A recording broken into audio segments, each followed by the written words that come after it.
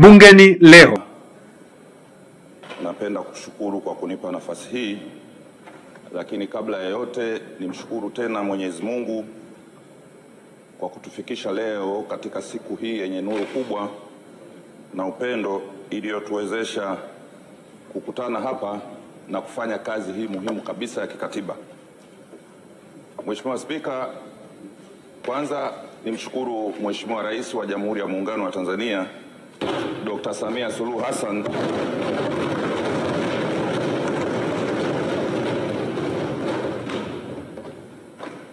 kwa kutuwezesha sisi wa Tanzania kufikia uchaguzi uliofanyika tarehe 29 na kukamilisha kwa amani na utulivu, na kutuwezesha sisi wabunge humu ndani kuweza kuchaguliwa na kuaminiwa na wananchi wa Jamhuri ya Muungano wa Tanzania kuwawakilisha. Lakini pili, leo nimshukuru tena kwa kutimiza kazi nyingine ya kikatiba ya kutuletea mwenzetu Dr. Mwigulu Nchemba ili tumthibitishe kuwa waziri mkuu wa Jamhuri ya Muungano wa Tanzania.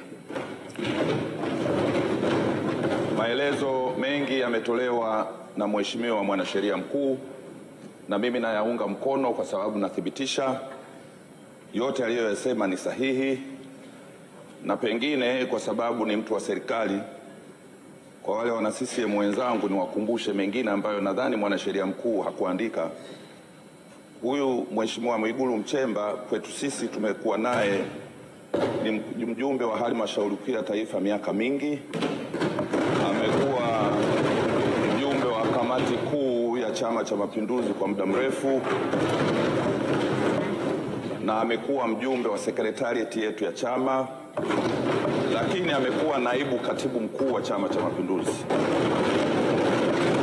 Nawakumbusha wana CCM wenzangu kwamba Dr. Samia Suluhu Hassan hakukosea.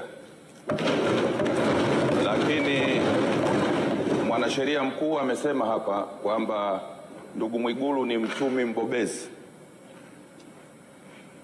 Haya ni kweli amesomea, lakini wakumbushe tu kabla hajajiunga na uongozi wa chama na ubunge alitokea Benki Kuu, kuthibitisha kwamba Benki Kuu hawachukui watu hivi hivi tu, wanachukua watu wenye uwezo. Kwa hiyo Mwigulu huyu ametoka Benki Kuu kabla hajajiunga na masuala haya ya siasa. Lakini kwa sisi tuliokaa bungeni muda mrefu tunajua uvumilivu alionao Mheshimiwa Mwigulu kwa mema na mishale mingi aliyopigwa, lakini hajateteleka.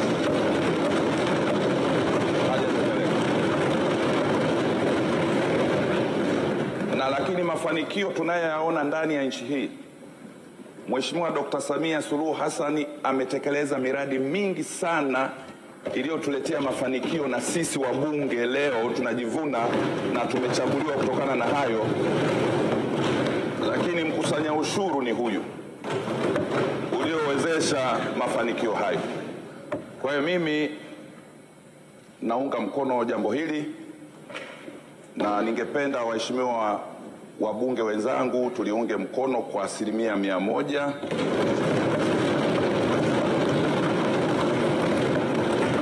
ili tumheshimishe Mheshimiwa Rais, lakini tumpe nguvu na Dr. Mwigulu Nchemba aanze kazi yake vizuri.